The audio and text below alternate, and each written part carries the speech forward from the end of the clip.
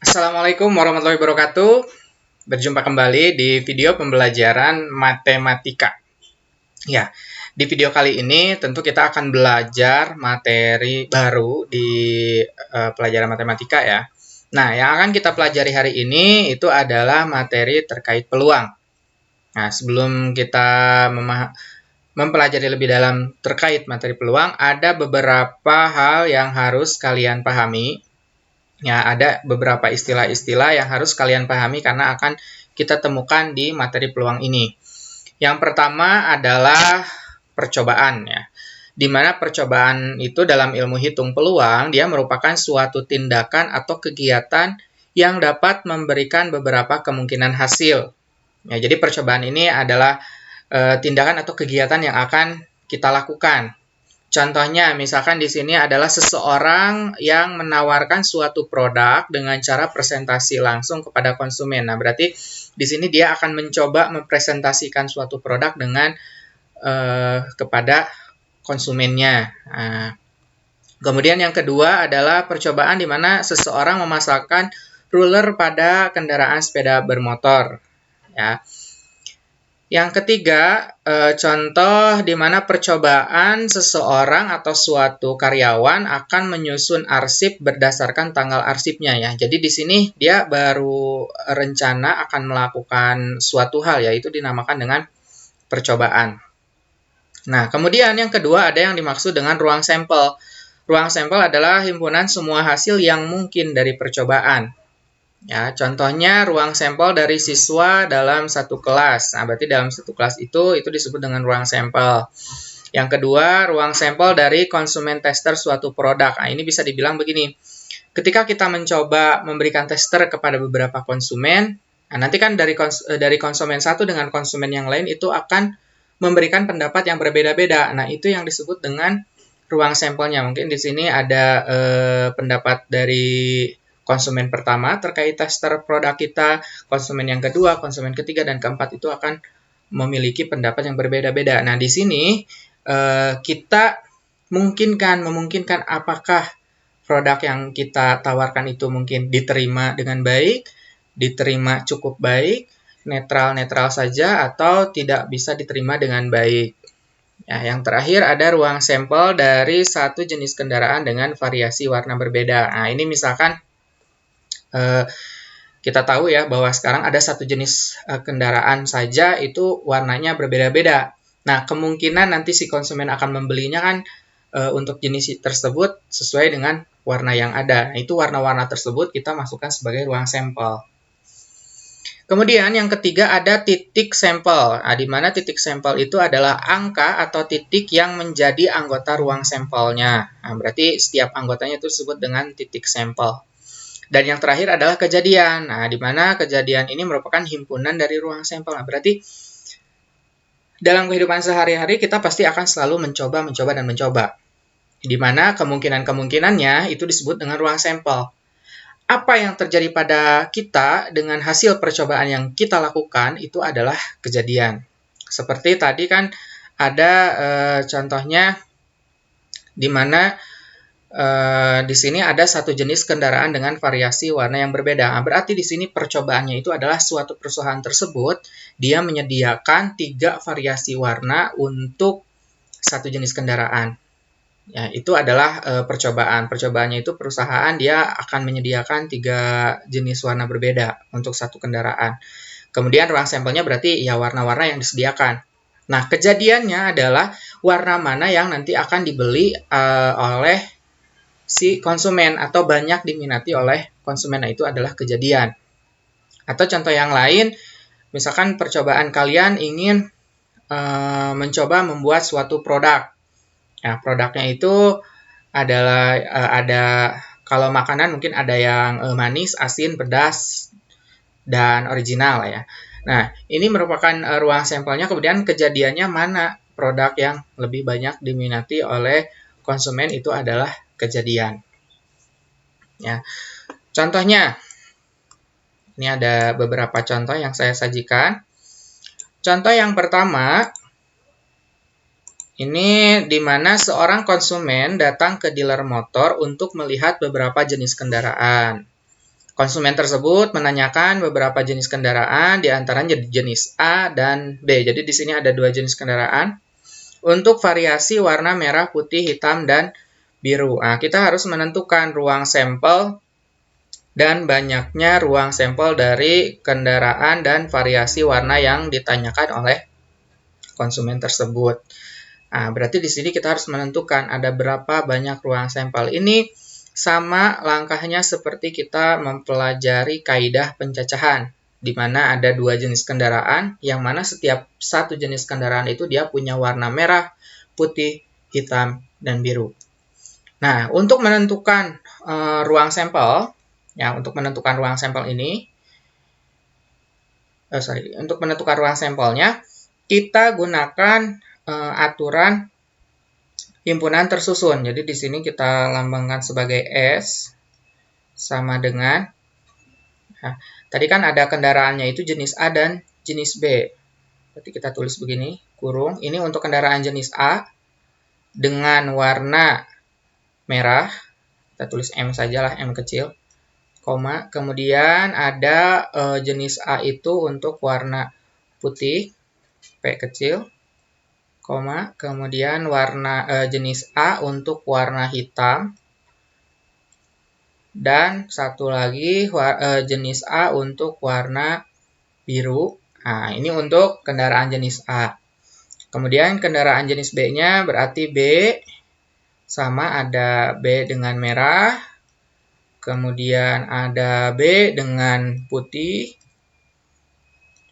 ada B dengan hitam, dan B dengan biru. Oke, kemudian ini kurung tutupnya kurawal. Nah, ini anggota-anggota yang ada di dalam tanda kurung kurawal ini itu adalah ruang sampelnya. Sementara banyaknya ruang sampel, kita bisa tulis N dalam kurung S sama dengan, nah ini kita hitung. Jadi ada, ganti dulu warnanya. Ada 1, 2, 3, 4, 5, 6, 7, 8. Nah, sehingga NS-nya itu adalah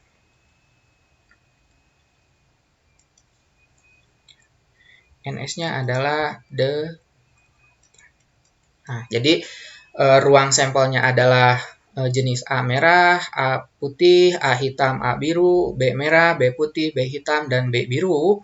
Sementara banyaknya ruang sampel, kita tinggal hitung ada berapa anggota yang ada di dalam kurung kurawal ini. Ternyata ada 8, berarti NS-nya sama dengan 8. Itu untuk contoh nomor 1. Sekarang kita lihat ke contoh nomor 2. Nah, ini. Seorang kasir di supermarket selalu menawarkan produk tebus murah kepada setiap pelanggan yang berbelanja melebihi batas nominal tertentu. Beberapa produk yang ditawarkan yakni susu coklat, snack, coklat, tisu, pasta gigi, masker, dan teh botol. Tentukan ruang sampel dan banyaknya ruang sampel dari produk yang ditawarkan tersebut. Nah, ini biasanya kalau kita datang-datang ke supermarket tertentu, dengan kita berbelanja dengan minimal batas tertentu suka ditawari beberapa produk. Ya, produk untuk tebus murah ya. Oke, bagaimana cara menentukan? Ini sudah disebutkan juga di sini. Anggota dari ruang sampelnya. Ya, ini anggota dari ruang sampelnya kita tuliskan. Berarti kan ada susu kotak, snack, coklat, tisu, pasta gigi, masker, dan teh botol. Jadi kalau kita tuliskan di sini S sama dengan kurung kurawal. Pertama tadi ada susu coklat. Yang kedua ada snack, itu entah snack apa katanya di sana. Kemudian ada coklat. Ada tisu. Kemudian ada pasta gigi. Kita tuliskan semuanya. Dan ada masker. Satu lagi ada teh botol ya. Ini di sini teh dalam botol. Nah, oke. Nah, setelah itu kita tuliskan juga berapa banyak ruang sampelnya ya. Kita hitung saja. Ada 1, 2, 3, 4, 5, 7. Nah, berarti di sini NS-nya sama dengan 7. Selesai. Itu untuk contoh yang kedua. Terakhir, ada contoh yang ketiga. Ini udah beda lagi kasusnya. Oke. Di mana di sini disebutkan pemimpin perusahaan meminta kepada bagian akunting untuk mengumpulkan arsip dokumen perusahaan dia dari tahun 2010 sampai 2021. Bagian akunting tersebut langsung ke bagian pengarsipan untuk mengumpulkan arsip sesuai yang diperlukan oleh pimpinannya. Tentukan ruang sampel dan banyaknya ruang sampel yang harus dikumpulkan oleh bagian akunting tersebut. Nah, ini boleh kalian tulis seperti ini. S sama dengan, ini kan dari 2010 sampai 2021, jadi boleh kalian tulis boleh kalian tulis hanya cukup begini saja, 2010 sampai 2021, atau boleh juga kalian uraikan seperti ini, S sama dengan 2010 sampai 2021 ya, berarti 2010, 2011, 2012, 2013, 2014, 2015, 2016, 2017, 2018, 2019, 2020, dan terakhir 2021. Nah, ini kenapa bisa banyak seperti ini? Karena di sini disebutkan di pihak perusahaannya meminta dari arsip dari 2010 sampai 2021. Tinggal kita hitung NS-nya itu ada berapa. Ya, dari 2020 sampai 2021 itu ada berapa tahun? Berarti kan 2010, 2011, 2012, 2013, 2014, 2015, 2016, 2017, 2018, 2019, 2020, 2021 ya. Jadi di sini ada 1, 2, 3, 4, 5, 6, 7, 8, 9, 10, 11, 12. Nah, nanti kita tuliskan 12. Nah, itu ya. Jadi itu tadi cara menentukan ruang sampel dan juga banyaknya ruang sampel. Jadi kalau ruang sampel itu adalah anggota-anggota yang memang disebutkan di sana dengan batasan tertentu. Kalau banyaknya ruang sampel, ya kita hitung saja berapa banyak anggota yang ada di ruang sampel tersebut. Nah, dilambangkannya dengan N dalam kurung S. Nah, itu adalah beberapa istilah yang harus kalian pahami ya. Tadi mulai dari percobaan,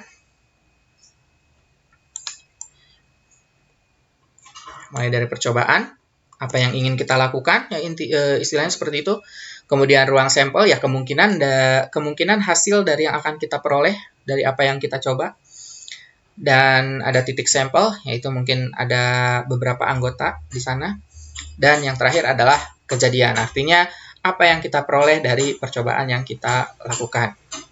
Nah, itu saja materi yang bisa saya sampaikan di video pembelajaran kali ini. Mudah-mudahan bermanfaat dan memberikan pengetahuan yang baru. Kita berjumpa di video pembelajaran berikutnya. Saya akhiri. Assalamualaikum warahmatullahi wabarakatuh.